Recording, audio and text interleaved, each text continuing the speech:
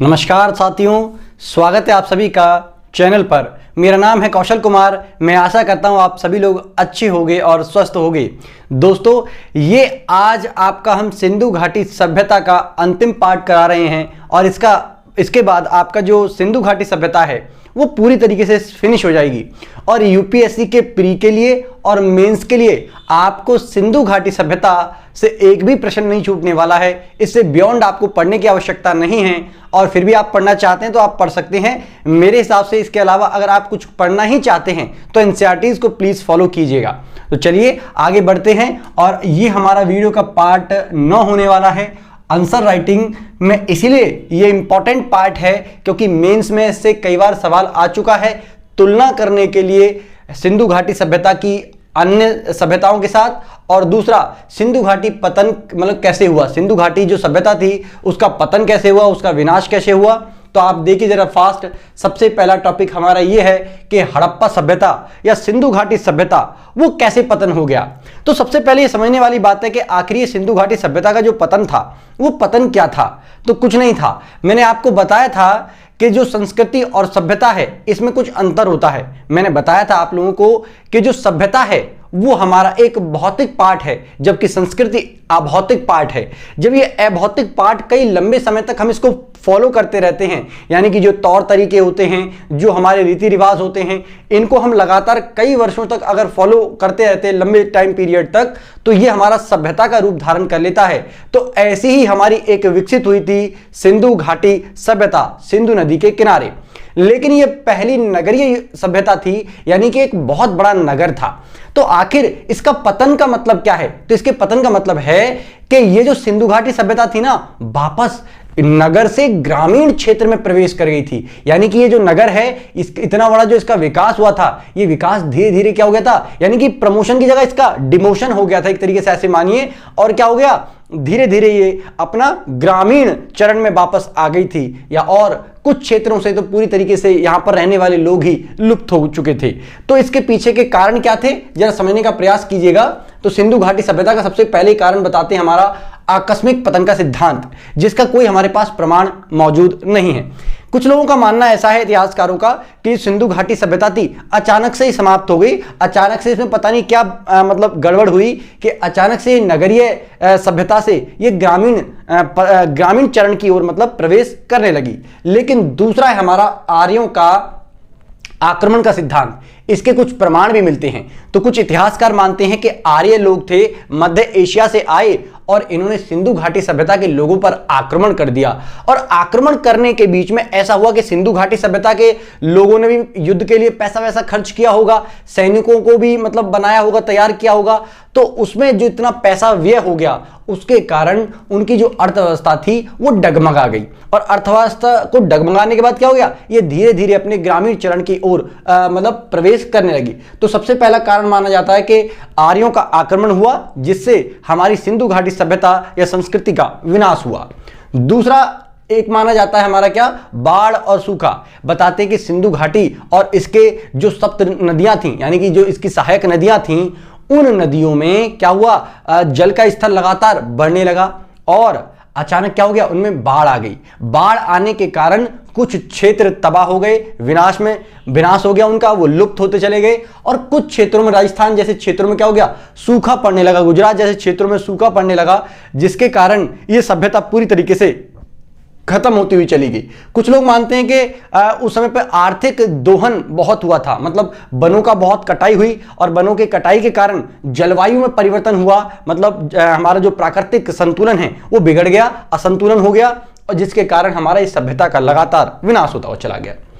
एक मानते हैं जलवायु परिवर्तन, कि अचानक से जलवायु परिवर्तन हुआ और वहां के लोग एडजस्ट नहीं कर पाए। तो एडजस्ट नहीं कर पाए तो क्या हुआ, अब जाहिर सी बात है कि वो इधर उधर जाएंगे जलवायु परिवर्तन के कारण, तो वहां पर भी बहुत परेशानियां हुई। और नदियों ने अपना मार्ग परिवर्तन कर लिया। जी हां, नदियों का मार्ग परिवर्तन हुआ तो कुछ क्षेत्रों में बाढ़ आनी प्रारंभ हो गई, जिसके कारण हमारा सिंधु घाटी सभ्यता का पतन हुआ।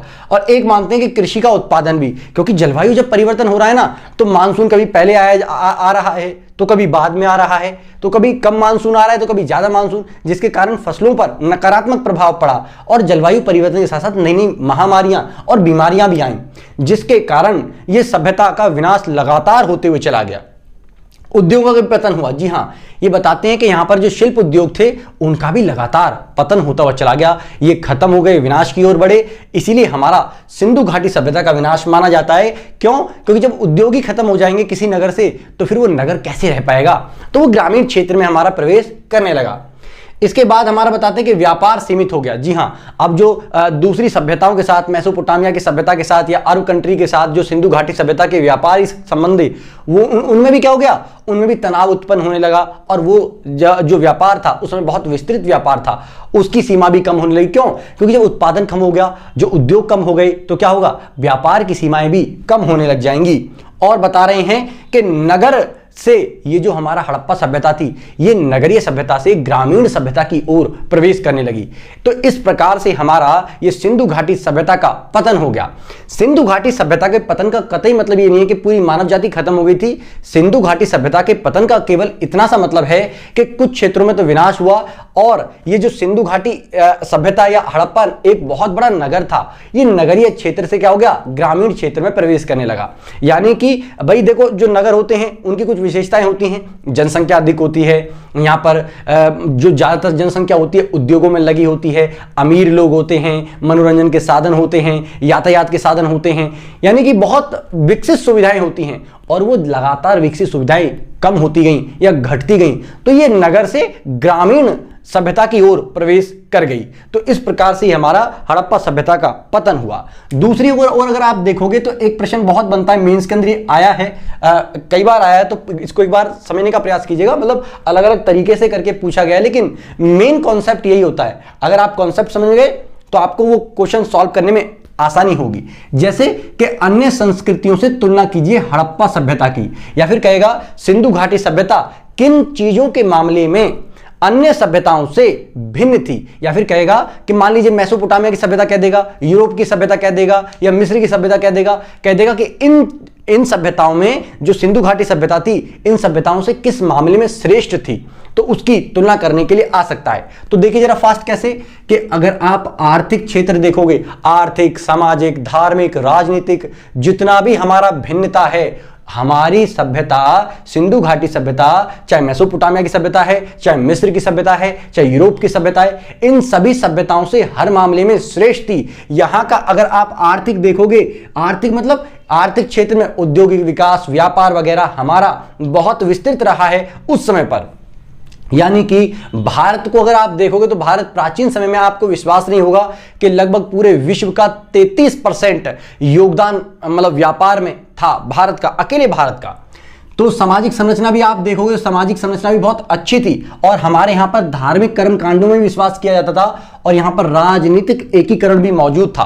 तो इन मामलों में वो अन्य सभ्यताओं से श्रेष्ठ हमारी हो जाती हड़प्पा सभ्यता। दूसरा, ये जितनी भी हमारी परंपराएं मौजूद थी ना, चाहे सामाजिक स्ट्रक्चर, चाहे हमारा राजनीतिक स्ट्रक्चर उस समय का था, वो वर्तमान समय में भी कहीं ना कहीं अभी निरंतरता पकड़ी हुई है। जबकि मिस्र की सभ्यता या मेसोपोटामिया की सभ्यता आप देखिए, चाहे यूरोप की सभ्यता देखिए, उनमें उनके प्राचीन संस्कृतियों के गुण अभी विलुप्त हो चुके हैं, मौजूद नहीं है। जबकि हमारी सभ्यता या हमारा भारत आज भी सिंधु घाटी सभ्यता के कुछ गुणों को धारण करके आगे बढ़ता जा रहा है। आज भी हम कहीं ना कहीं सिंधु घाटी सभ्यता के कई तत्व हमारे समाज में देख सकते हैं। जैसे मातृ देवी की उपासना, आज भी हम देवी माताओं की पूजा करते हैं और उस समय पर भी देवी माताओं की पूजा होती थी। आगे आप देखिएगा नाग पूजा, वृक्ष पूजा, अग्नि पूजा और पशुपति शिव की पूजा, जो उस समय पर बहुत फेमस थी और मौजूद थी। आज भी हम कहीं ना कहीं वर्तमान समय में इन चीजों को मतलब फॉलो करते हुए आ रहे हैं, ठीक है ना। दूसरा, योगासन और ध्यान एक प्रमुख विशेषता थी सिंधु घाटी सभ्यता की। आप अन्य क्षेत्रों में देखिए, आप विश्व के अंदर देखिए, विश्व को हमने योग और ध्यान लगाना सिखाया है। तो सिंधु घाटी सभ्यता के अंदर ये सारी चीजें मौजूद थी कि योगासन भी करवाते थे, ध्यान लगाना भी सिखाते थे। तो आज भी वर्तमान समय में ये बहुत इंपॉर्टेंट है स्वास्थ्य के लिए। इसके साथ साथ नर्तकी की मूर्ति, मैंने बताया था आपको कि सिंधु घाटी की सभ्यता के जब हमने खोज करी इतिहासकारों ने, तो वहां से एक नर्तकी की मूर्ति मिली है। तो नर्तकी की मूर्ति, डांस करती हुई मूर्ति मिल रही है किसी महिला की, तो किसकी ओर इशारा करती है कि उस समय पर संगीत भी होगा और डांस कला भी मौजूद होगी, मतलब वो नृत्य भी होगा। और वर्तमान समय में भी आज आप देखिए सिंगिंग और डांसिंग हमारा कितना फेमस है, कितने अच्छे लेवल पर देखे जाते हैं। इनका लगातार भारत में विकास हो रहा है और भारत हमारा खिताब भी जीतता है इसमें कई सारे। साथ ही स्त्री और पुरुष आभूषण धारण करते थे सिंधु घाटी सभ्यता में, तो वो बताते हैं कि श्रृंगार करते थे। और आज भी आप देखिए कहीं ना कहीं हमारी महिलाएं आज भी श्रृंगार करती हैं। आप जब दूल्हा बनता है ना कोई लड़का, तो आप देखिएगा उनको भी कई सारे गहने पहनाए जाते हैं, ठीक है ना। आगे बढ़ते हैं, चलिए। कपास का उत्पादन और कपड़े का उत्पादन आज भी प्रचलित है और उस समय पर भी प्रचलित था। तो इस प्रकार से हम ये कह सकते हैं अतः कि हमारा जो हड़प्पा सभ्यता थी वो मेसोपोटामिया, मिस्र या यूरोप व विश्व की अन्य सभ्यताओं या संस्कृतियों से भिन्न है, क्योंकि यह वर्तमान में भी अपनी कुछ चीजों को धारण करे हुए है और वर्तमान में भी इसकी सारी की सारी जो हमारी संस्कृतियां थी वो प्रचलन में है। यानी कि जो रीति रिवाज उस समय पर थे वो वर्तमान में भी कहीं ना कहीं मौजूद है। तो इस प्रकार से साथियों, ये हमारा हड़प्पा सभ्यता का पतन कैसे हुआ मैंने आपको समझा दिया। और हमारी हड़प्पा सभ्यता या सिंधु घाटी सभ्यता अन्य देशों की या अन्य संस्कृतियों से किस प्रकार से भिन्न है, इसको आप समझ लीजिएगा, इनके नोट्स प्रॉपर्ली बनाइएगा। चलिए, अगर आपको वीडियो पसंद आ रही है तो प्लीज वीडियो को लाइक करो और अपने दोस्तों को शेयर करते रहो। और अगर चैनल पर नए हैं तो चैनल पर जुड़ जाएं ताकि आपकी यूपीएससी की जर्नी आसान हो सके, और चैनल को सब्सक्राइब करना बिल्कुल भी ना भूलें। तो चलिए, आपको मिलते हैं नेक्स्ट वीडियो में, तब तक के लिए थैंक यू। जय हिंद, जय भारत।